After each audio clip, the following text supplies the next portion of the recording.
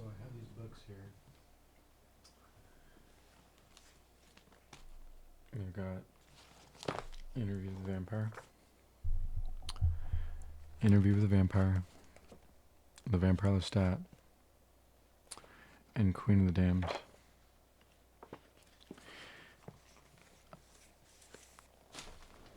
Chapter 6.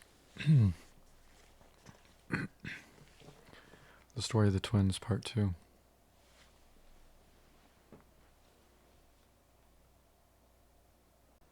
Before I read that, I want to read the last 3 paragraphs of the previous page.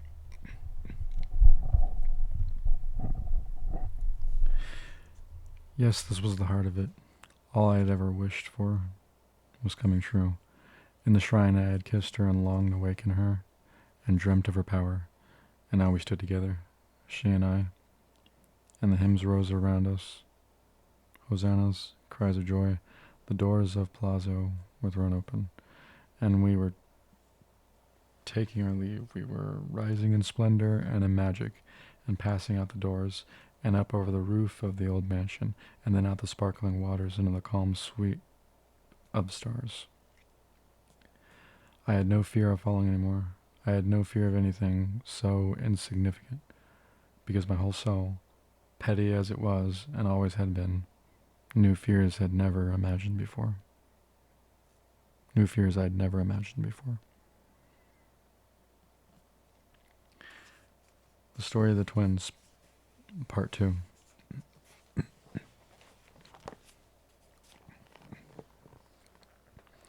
He was dreaming of killing. It was the great dark city like London or Rome, and she was hurrying through it. It was a great dark city like London or Rome, and she was hurrying through it on an errand of killing, to bring down the first sweet human victim that would be her own. And just before she opened her eyes, she had made the leap from things she had believed all her life to this simple immoral act, killing. She had done what the reptile does when it hoists its slivery slit of a mouth, the tiny crying mouse that it would crush slowly, without ever hearing the soft heart-breaking song. I'm a little stoned right now. Awake in the dark. She didn't say that. Awake in the dark, and the house alive above her, the old one saying, "Come." A television talking somewhere. The Blessed Virgin Mary appeared on an island in the Mediterranean Sea. No hunger. Maharat's blood was too strong. The idea was growing, beckoning like a crone in a dark alley. Killing. Rising from the narrow box in which she lay. She tiptoed through the blackness until her hands felt the metal door. She went into the hallway and looked up the endless iron stairs, crisscrossing back and forth, back over itself, as if it were a skeleton. And she saw the sky through the glass-like smoke. Mail was halfway up at the door of the house proper, gazing down at her. She reeled with it. I am one with you, and we are together. And the feel of the iron rail under her hand, and some sudden grief, just fleeting thing. For all she had been before, this fierce beauty had grabbed her by the hair. Mel came down as if to retrieve her, because it was carrying her away.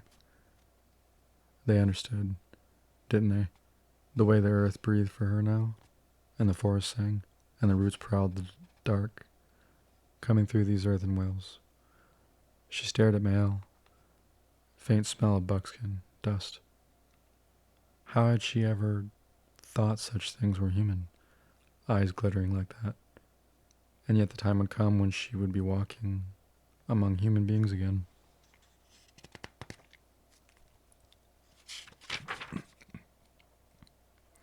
And she would see their eyes linger and then suddenly move away. She'd be hurrying through some dark city like London or Rome. Looking into the eyes of Mael, she saw the crone again in the alleyway. But it had not been a literal thing, no. She saw the alleyway. She saw the killing, purely. And in silence, they looked away at the same instant. But not quickly.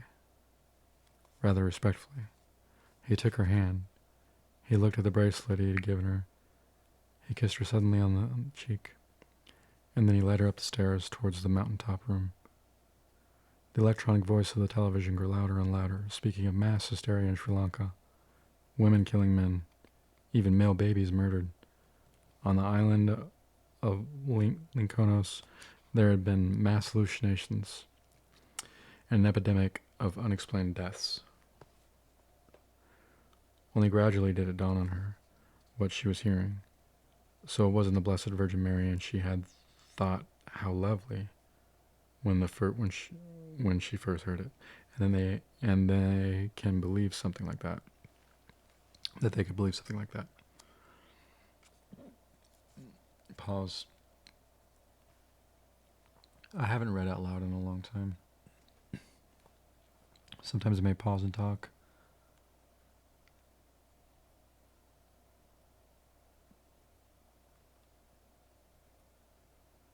But I'll get used to it. And I encourage you, if you're listening, to start and read book 1, 2, and 3, or The Interview with the Vampire, Lestat, and Queen of the Damned by Anne Rice. She turned to Mael, but he was looking ahead. He knew these things. The television had been playing its words to him for an hour. Now she saw the eerie blue flicker, and she came into the mountaintop room, and the strange spectacle of these her new brethren in the street, in the secret order of the undead, scattered about like so many statues, glowing in the blue light as they stared fixedly at the large screen. Outbreaks in the past caused by contaminants in food or water, yet no explanation has been found in the similarity of the reports from widely divergent places, which now include several isolated villages in the mountains of Nepal. Those apprehended claim to have seen a beautiful woman called variously the Blessed Virgin, or Queen of Heaven, or Village, or simply the goddess who commanded them to massacre the males of the village. Except for a few carefully chosen to be spared. Some reports describe a male apparition, also a fair-haired deity who does not speak and who has no official or unofficial title or name. Jessie looked at Maharet, who watched without expression, one hand resting on the arm of her chair. Newspapers covered the table, papers in French and Hindustani, as well as English, from Linkonos to several other islands before the militia was called in. Early estimates indicate some 2,000 men have been killed in this little archipelago just off the tip of Greece. Maharet touched the small black control under her hand, and the screen vanished. It seemed the entire apparatus vanished, fading into the dark wood as the windows became transparent and the treetops appeared in endless, misted layers against the violet sky. Far away, Jessie saw the twinkling lights of Santa Rosa cradled in the dark hills. She could smell the sun had been in this room. She could feel the heat rising slowly through the glass ceiling. She looked at the others who were sitting there in stunned silence. Marius glared at the television screen, at the newspapers spread out before him. "We have no time to lose," Kaiman said quickly to Maharet. "You must continue the tale. We don't know when she'll come here." He made a small gesture, and the scattered newspapers were suddenly cleared away, crushed together, and hurtling soundlessly into the fire, which devoured them with a gust that sent a shower of sparks up the gaping smoke crack stack. Jessie was suddenly too dizzy, too fast, all of that. She stared at Kaiman. Would she ever get used to it?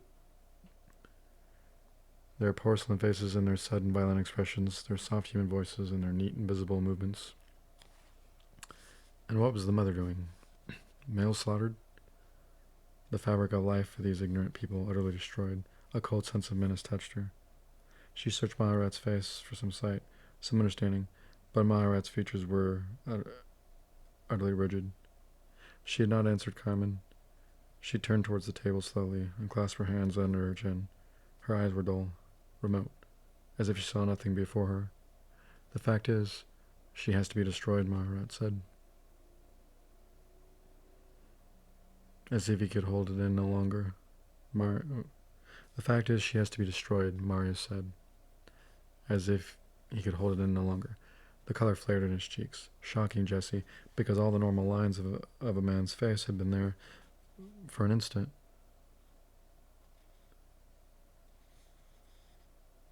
And now they were gone. And he was visibly shaken with anger. We've loosed a monster, and it's up to us to reclaim it. And how can that be done? Satinio asked. You speak of it as if it's a simple matter of decision. You cannot kill her. We forfeit our lives, that's how it's done, Mario said. We act in concert and we end this thing once and for all. As it should have ended long ago. He glanced at them all one by one. Eyes lingering on Jessie. Then shifting to Maharat. The body is indestructible. It isn't made of the marble. It can be pierced, cut. It isn't made of marble. It can be pierced, cut. I've pierced it with my teeth. I've drank his blood. Maharat made a small, dismissive gesture, as if to say, I know these things, and you know I know. As we cut it, we cut ourselves, Eric said. I say we leave her here. We leave here. I say we hide from her. What do we gain staying in this place? No, Maharat said. She'll kill you one by one if you do that, Kaiman said.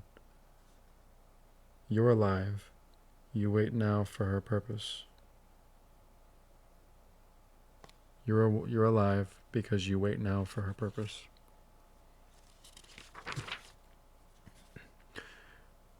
Would you go on with the story? Gabriel said, speaking directly to Maharat. She'd been withdrawn all this time, only now and then listening to the others. I want to know the rest, she said. I want to hear everything, she said, forward, arms folded on the table. You think you will discover some way to vanquish her in these old tales? Eric asked. You're mad if you think that. Go on with the story, please, Louis said. I want to. He hesitated. I want to know what happened, also. Maharat looked at him for a long moment. Go on, Maharat, Kaiman said. For in all likelihood the mother will be destroyed, and we both know how and why, and all this talk means nothing.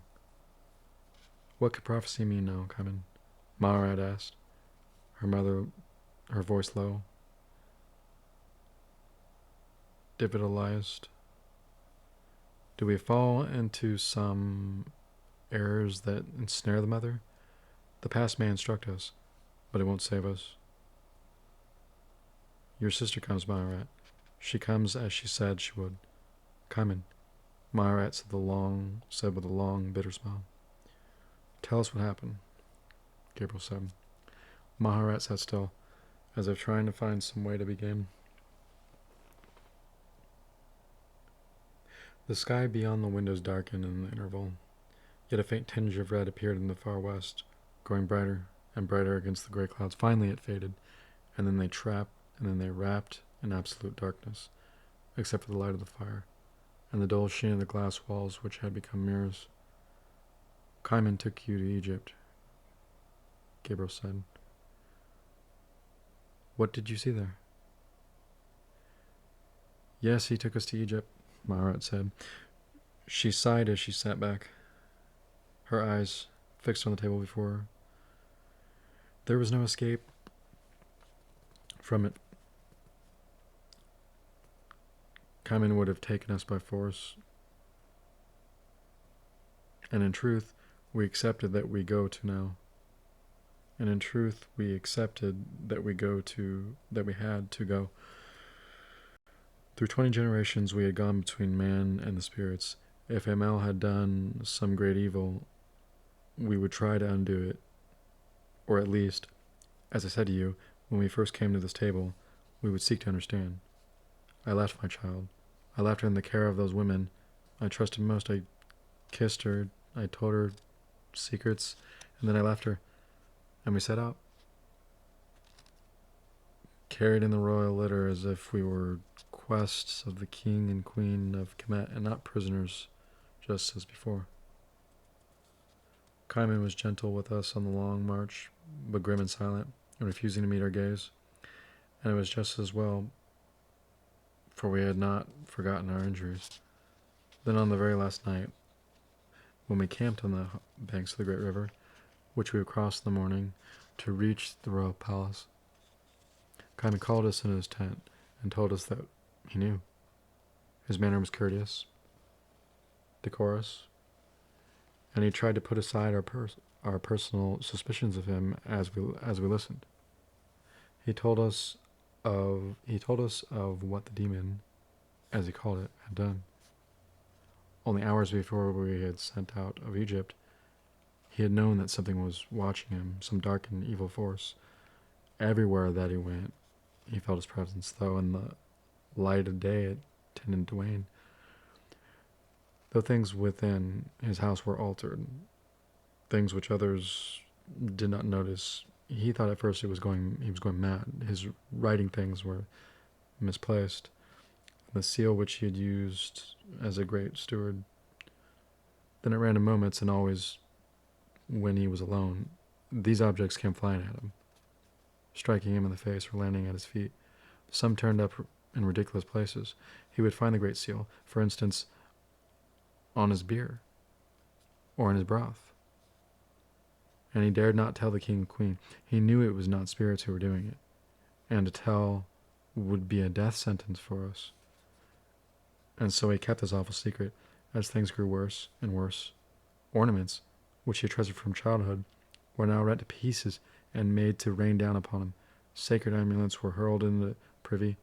Excrement was taken from the well and smeared upon the walls. He could barely endure his own house, yet he admonished his slaves to tell no one. And when they ran off in fear, he attended his toilet and swept the place like a lowly servant himself. But he was now in a state of terror. Something was there with him, in the house.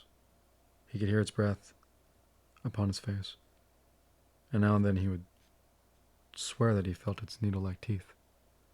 At least in desperation he began to talk to it, beg it to get out. But this seemed only to increase its strength. With the talking, it doubled its power. It emptied his purse upon the stones and made the gold coins jingle against each other all the night long. It upset his bed so that he landed on his face on the floor. It put sand in his food when he wasn't looking. Finally, 6 months had passed since we had left the kingdom. He was growing frantic. Perhaps we were beyond danger, but he could not be sure, and he did not know where to turn, for the spirit was really frightening him. Then in the dead night, as he lay wondering what the thing was up to, for it had been so quiet, he heard suddenly a great pounding at his door. He was in terror. He knew he shouldn't answer, that the knocking didn't come from a human hand, but finally he couldn't bear it any longer. He said his prayers. He threw open the door, and what he beheld was the horror of horrors, the rotted mummy of his father, the filthy wrappings and tatters, propped against the garden wall. Of course he knew this was no life in the sunken face of dead eyes that stared at him. Someone or something had unearthed the corpse from its desert mastaba and brought it there. And this was the body of his father, putrid, stinking, the body of his father, which by all things holy, should have been consumed in a proper funeral feast by Caiman and his brothers and sisters. Caiman sank to his knees, weeping half screaming, and then before his unbelieving eyes, the thing moved. The thing began to dance. Its limbs were jerking hither and thither, and wrappings breaking to bits and pieces, until Kaiman ran into the house and shut the door against it, and the corpse was flung. Pounding its fists, it seemed, upon the door, demanding entrance. Kaiman called on all the gods of Egypt to be rid of this monstrosity. He called out to the palace guards. He called the soldiers to the king. He cursed the demon thing and ordered it to leave him. Kaiman became cursed. The demon thing cursed the demon thing and ordered it to leave. Kaiman became the one flinging objects now, kicking the gold coins about in his rage. All the palace rushed from the royal guards to Kaiman's house, but the demon now seemed to grow even stronger. The shadows rattled, and they were torn from their privets. The few bits of the furniture which Kaiman possessed got to skitter about. Yet this was the only beginning. This was only the beginning. At dawn, when the priests entered the house to exorcise the demon, a great wind came out of the desert, carrying with it torrents of blinding sand. And everywhere Kaiman went, the wind pursued him, and finally he looked down to see his arms covered with tiny pinpricks and tiny droplets of blood. Even his eyelids were salted. In a cabinet he flung himself to get some peace. And the thing tore open the cabinet, and all fled from it. And Kaiman was left crying on the floor. For days the tempest continued. The more the priests prayed and sang, the more the demon raged. The king and queen were beside themselves in consternation. The priests cursed the demon. The people blamed it upon the red-haired witches. They cried that we should never have been allowed to leave the land of Kemet. We should be found at all cost and brought back to be burned alive, and then the demon would be quiet. But the old families did not agree with this verdict. To them the judgment was clear. Had not the gods unearthed the putrid body of Kaiman's father to show the flesh-eaters had always done what was pleasing to heaven? No. It was the king and queen who were evil, the king and queen who must die, the king and queen who had filled the land with mummies and superstition. The kingdom, finally, was on the verge of civil war. At last the king himself came to Kaiman, who sat weeping in his house, a garment drawn over him like a shroud, and the king talked to the demon, even as the tiny bites afflicted Kaiman and made drops of blood on the cloth that covered Kaiman. Now, think that those witches told us, the king said. Think what those witches told us. These are but spirits, not demons, and they can't be reasoned with.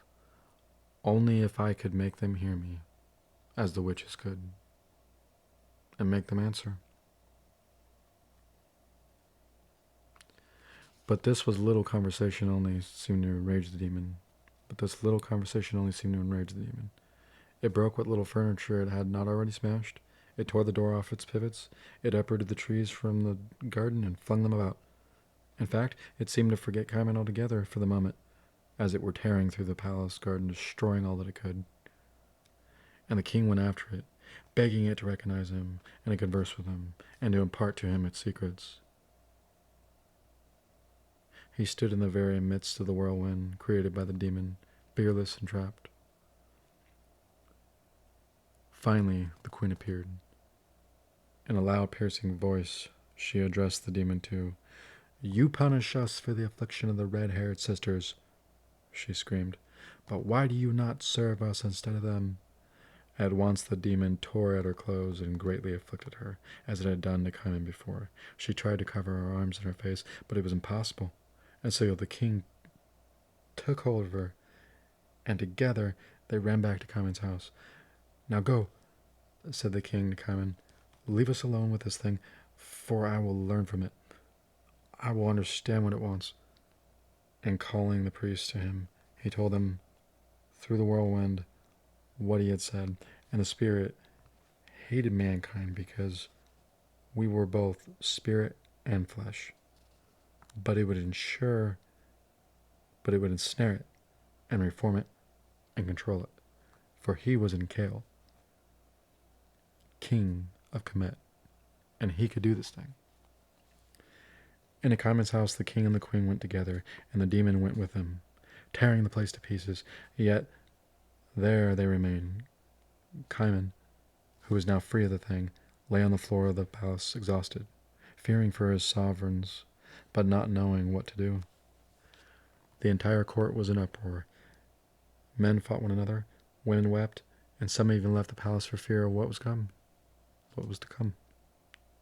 For 2 whole nights and days, the king remained with the demon, and so did the queen, and then the old families, the flesh eaters, gathered outside the house. The king and the queen were in error. It was time to seize the future of Kemet. At nightfall, they went in the house.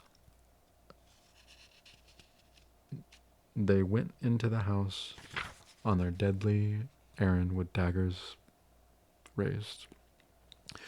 They would kill the queen and king and queen, and if the people raised an outcry, then they would say that the demon had done it, and who could say that the demon had not? And would not the demon stop when the king and queen were dead? The king and queen who had persecuted the red-headed witches?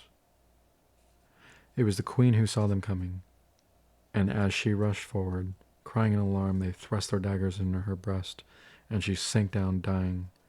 The king ran to her, and they struck him down too, just as mercifully, and then they ran out of the house, for the demon had not stopped his persecutions. Now Kaiman, all this time, had knelt at the very edge of the garden, deserted by the guards who had thrown in with the flesh eaters.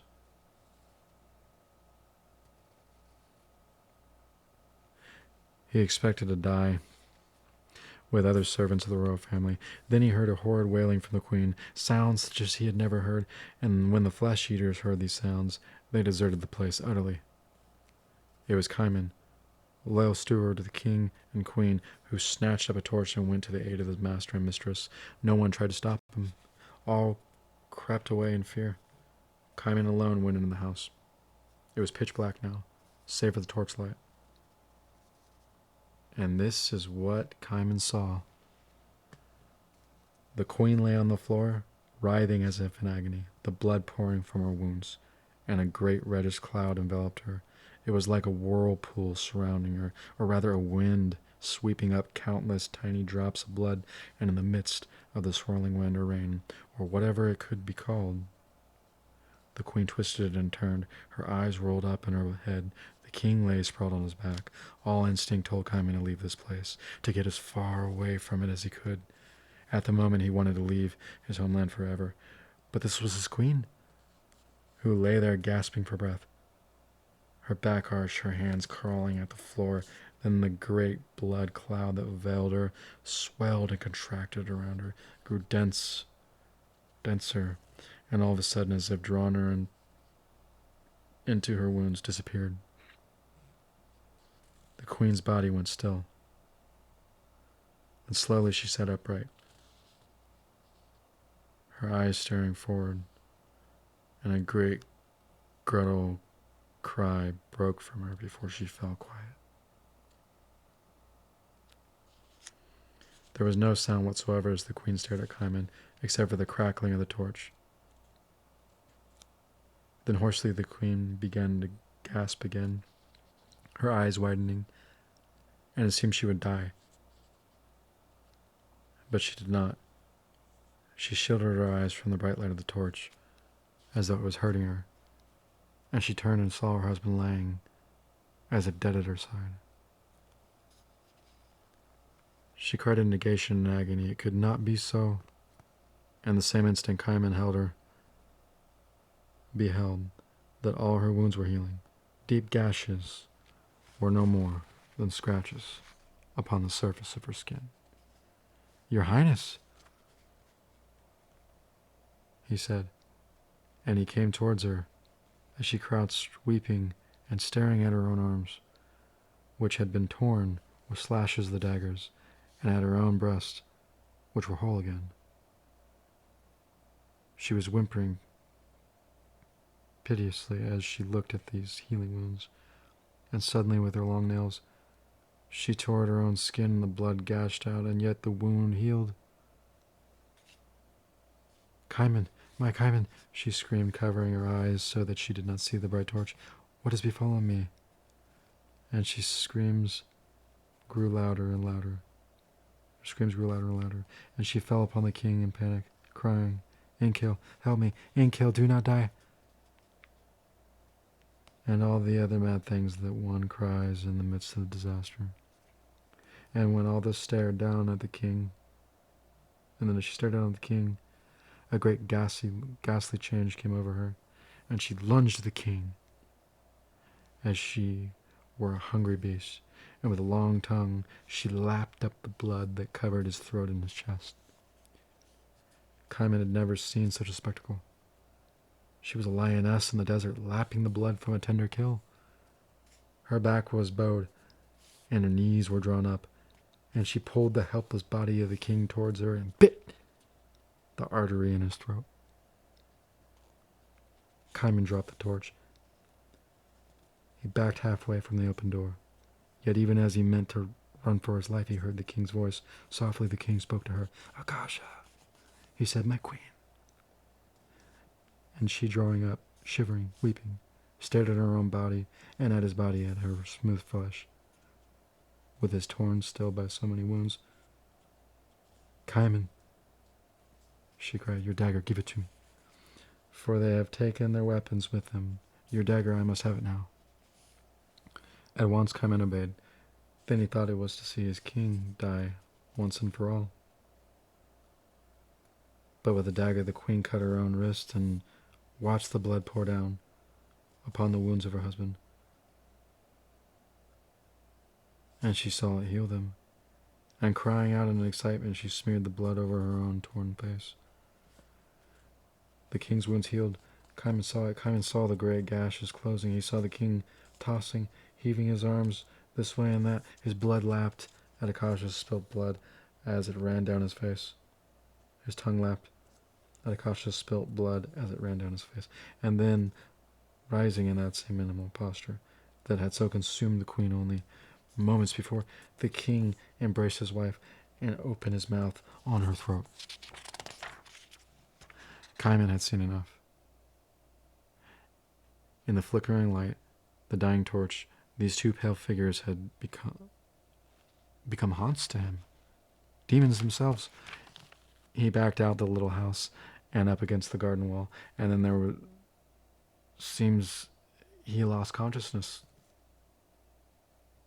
feeling the grass against his face as he collapsed. Then he waked. He found himself lying on the gilded couch in the queen's chambers. All the palace lay quiet. He saw his clothes had been changed, his face and his hands bathed, and there was only the dimmest light here and sweet incense, and the doors were open to the garden as if it were nothing to fear.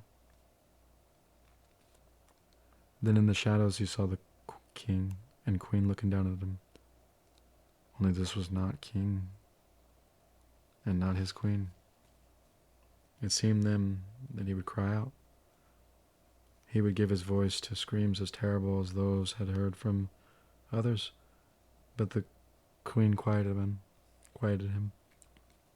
"Caiman, my Caiman," she said. She handed him his beautiful gold-handled dagger.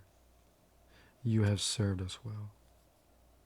There Caiman paused in his story. Tomorrow night, he said, when the sun sets, you will see for yourselves what has happened. For then, and only then, when all the light is gone from the western sky, will they appear together in the rooms of the palace, and you will see what I have seen. But why only in the night?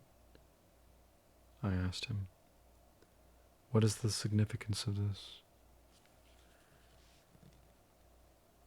And then he told us, and that not 1 hour after he had waked, even before the sun had risen, they had begun to shrink from the open doors of the palace, to cry that the light hurt their eyes.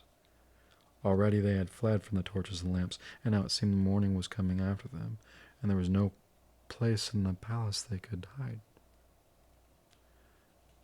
In stealth they left the palace, covered in garments. They ran with a speed no human could match. They ran towards the mastabas, or tombs of the old families, those who had been forced with pomp and ceremony to make mummies of their dead, and some to the sacred places which no one could desecrate. They ran so fast that Caiman could not follow them. Yet once the king stopped. To the sun god, Ra, he called out for mercy. Then weeping, hiding their eyes from the sun, crying as if the sun burnt them, even though its light had barely come into the sky, the king and the queen disappeared from Caiman's sight. Not a day since then appeared before sunset. Not a day since have they appeared before sunset.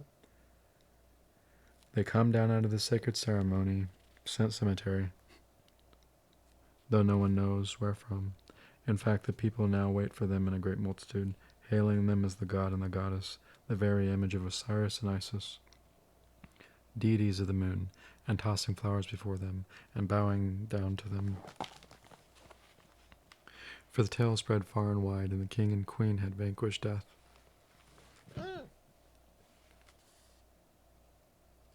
That the king and queen had vanquished death at the hands of their enemies by some celestial power. That they are gods, immortal and invincible. And that by that same power they can see into men's hearts. No secret can be kept from them. Their enemies are immediately punished.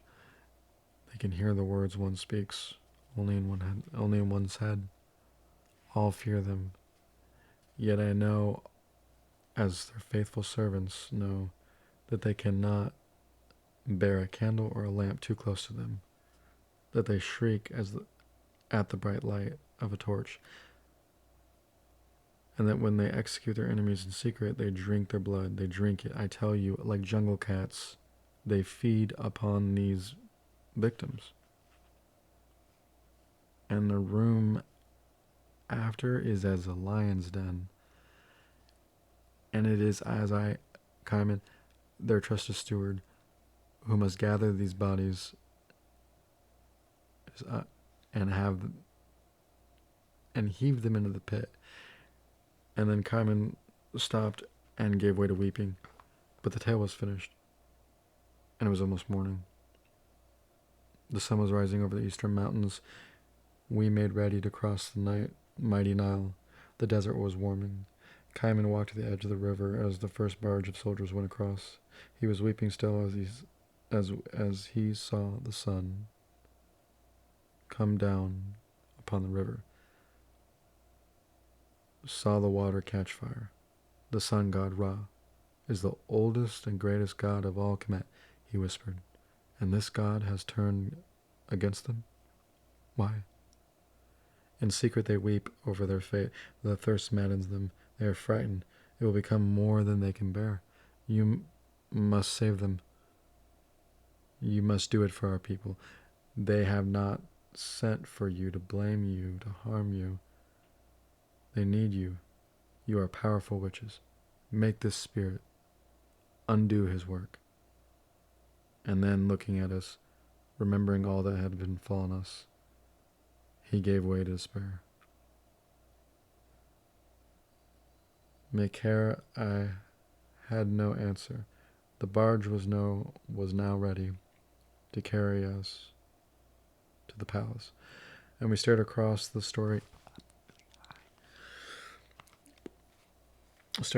glare of the water at the great collection of painted buildings that was the royal city, and we wondered what the consequences of this horror would finally be. As I stepped down upon the barge, I thought of my child, and I knew suddenly I would die in Kemet. I wanted to close my eyes and I asked the spirits in a small secret voice if this was truly meant to happen. Yet I did not dare. I could not have my last hope taken from me. Maharet tensed. Jessie saw her shoulders tighten, saw the fingers of her right hand move against the wood, curling and then opening again, the golden nails gleaming in the firelight. I do not want you to be afraid, she said, her voice slipping into monotone.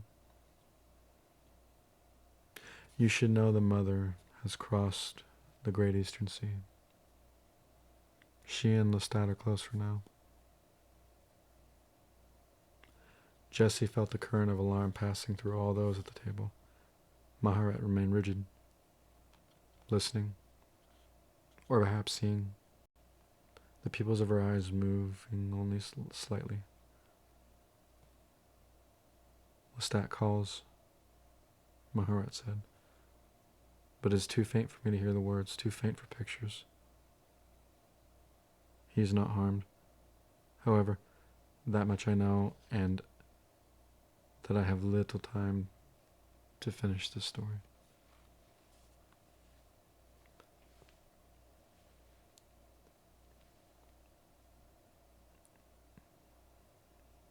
Next, I'll be reading part 7, or chapter 7, Lestat, the Kingdom of Heaven.